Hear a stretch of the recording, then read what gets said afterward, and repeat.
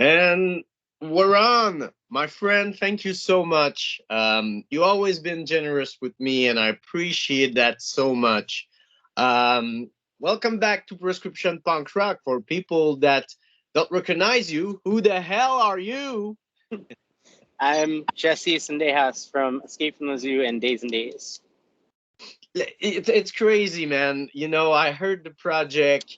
I was so excited about that. The lineup for that album, and when I listened to it, it just blew my mind. It's a really heart to heart records where you find a lot. And it's always about dealing with your emotion, and that fight that we have against each others. But it's the right time. It was the perfect soundtrack for a lot of people. So how you felt about the record, man?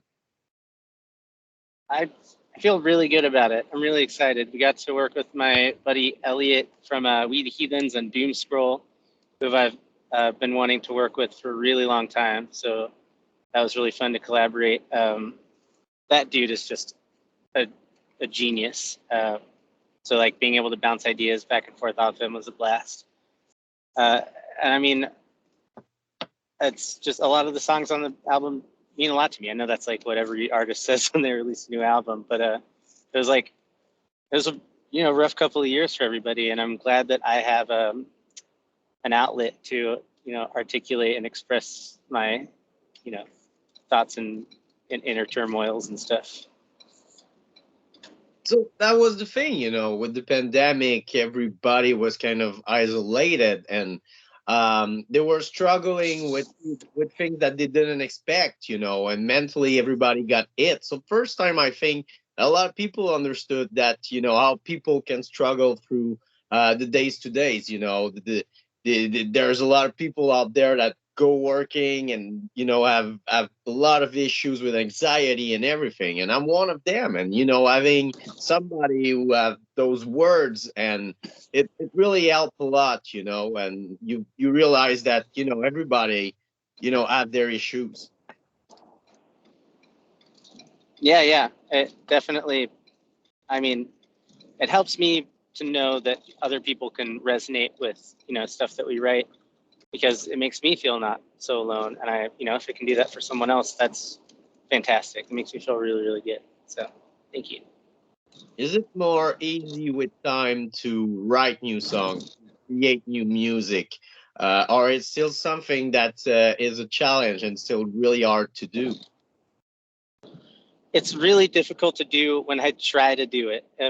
I've come to learn that if I kind of just let it happen, if I don't force it and like go out of my way to sit down and write every day, eventually something, is going to happen. Something's going to come out. I just have to not try and force it as much, which is hard to do because sometimes you just want to feel that, the feeling of accomplishment, knowing that you created something. But writer's block's a thing. And in my opinion, it really only happens when you're trying to get past writer's block. If you just, understand that maybe you're not feeling super creative or motivated or inspired at the time, just don't worry about it. Go do something else.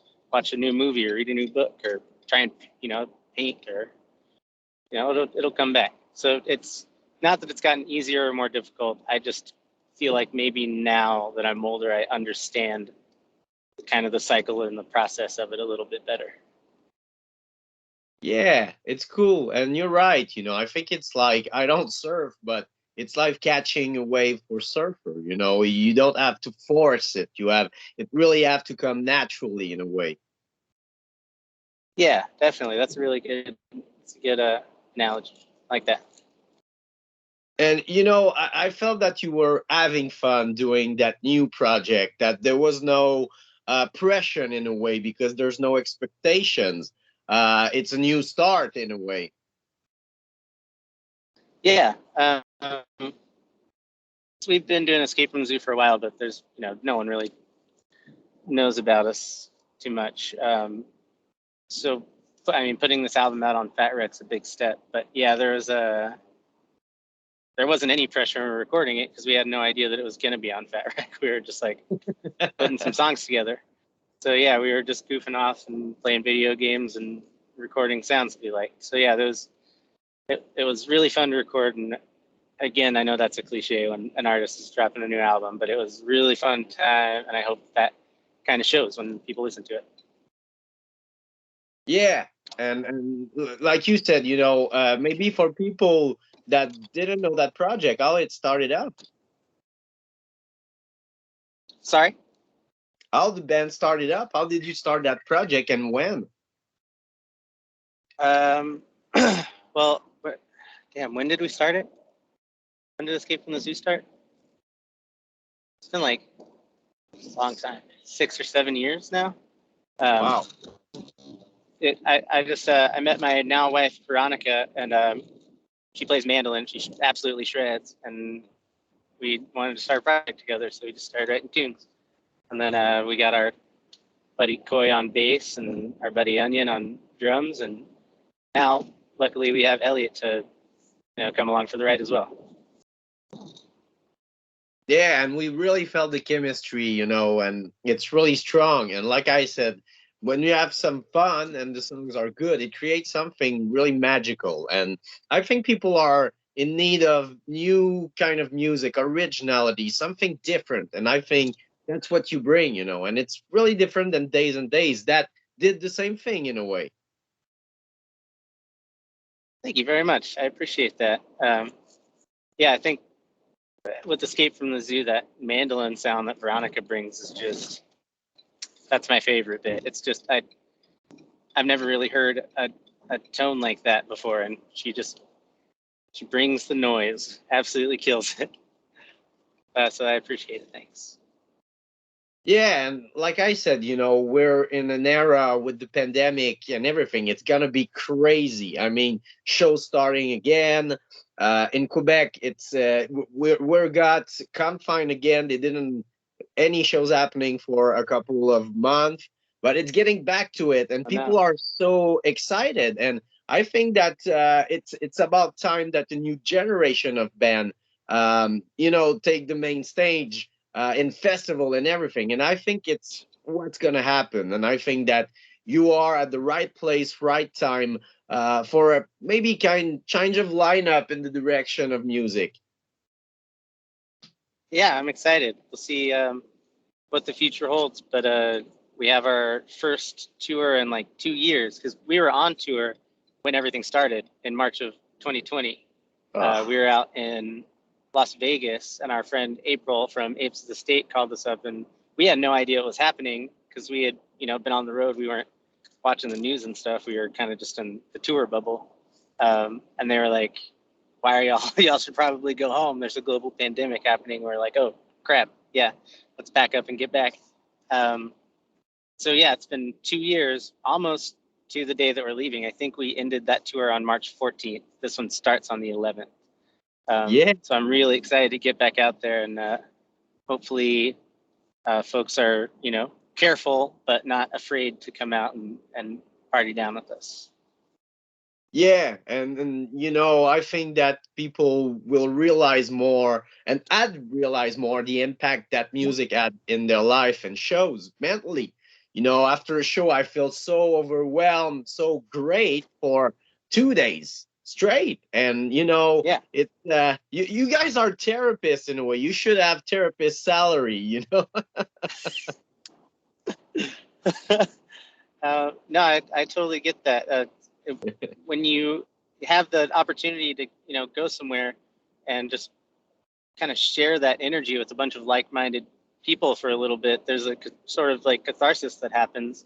And yeah, I mean, it can elevate your mood for, like you said, a few days. So I definitely didn't realize that I missed it as much until we got back on the road. So I'm really excited. I think it's going to be good for everyone's mental, for everyone's headspace to get back to it and be around people again for a little bit.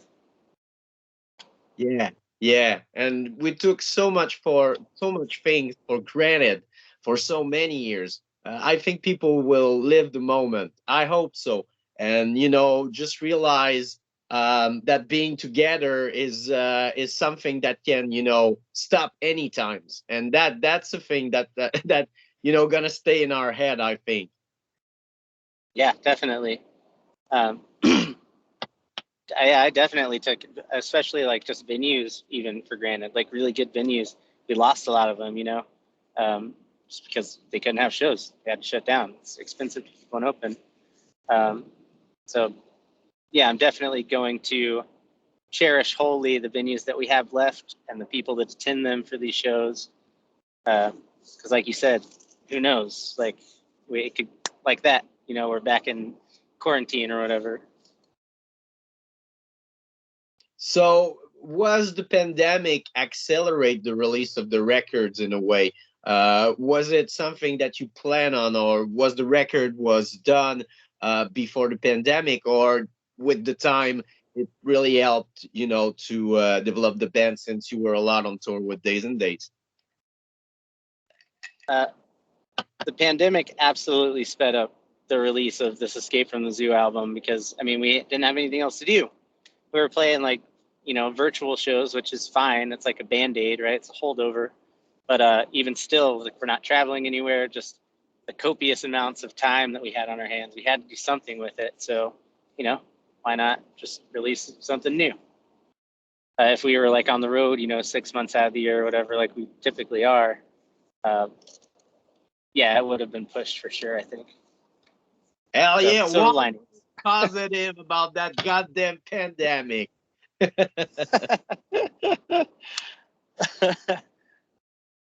But it's cool. It's cool that you took that time to create something, something that it was in your mind since 6 years. And the thing is, it's to take something negative, the pandemic was, and, change it into something positive. And I think that's what the whole album is. Yeah, I definitely, I didn't really realize it when I was writing the songs, but there does seem to be kind of a theme of like the songs will start kind of, depressing or low down, and then towards the end there's a little more optimism, glass half full kind of feeling. So I think that's just kind of how my headspace has been over the last couple of years. It's like I got really low for a little while, and then as I kind of started to work myself out of it, with the help of family and friends as well, it's I can see the silver linings now. I can see that the glass is half full still. I really appreciate that because for a while it was bone dry. Yeah, yeah, I get it, and me, myself, and a lot of people I know, I've struggled a lot through the years, It was, we're in a real society, where hate with social media, it divide a lot of people. And I think the pandemic didn't help. But, I think as human, we're going to connect again. And maybe things gonna change because there's a lot of kids out there that understood a lot of things, and like I said, we took so much thing for granted. So I pretty have hope. Maybe I'm just that naive. No, no, we have to stay hopeful. Geez, I mean, if we just abandon all hope, that would, I mean, we just die, right? We'd fall apart. So yeah, like you said, I mean, we're social creatures, and now that we know that we shouldn't take that for granted, and we kind of know not how bad things can get, but that things can definitely be worse than they were before 2020. Yeah, I think it gives us all the opportunity to, instead of, backpedaling, to move forward and, embrace that amelioration and make sure that, in the years, uh, in the coming years, we make sure and live life to the fullest and live in the moment and go and spend time with family and friends maybe that we hadn't seen in a while. Yeah, I agree wholeheartedly. So I was gonna be, with the release, it's a kind of a weird question. Things are slowly get back together, but I was gonna be for you guys. Will be a huge tour. Is there any way you gonna come to Canada or Quebec? I think it's like a 35-day tour. I don't think that we're going to be in Canada. I'm not sure that we can get all of our band members across the border Oh, just yet, unfortunately. Yeah, there's like passport stuff to deal with and all kinds of nonsense. But we will be very close. We're going to be up in like New York and the northeastern states. Um, if the borders are, I'm not sure what's going on with that. If y'all can come together, or not. But we'll be relatively close, and hopefully by the end of this year, early next year, we'll actually be able to come up and kick it with y'all in Quebec. So fingers crossed.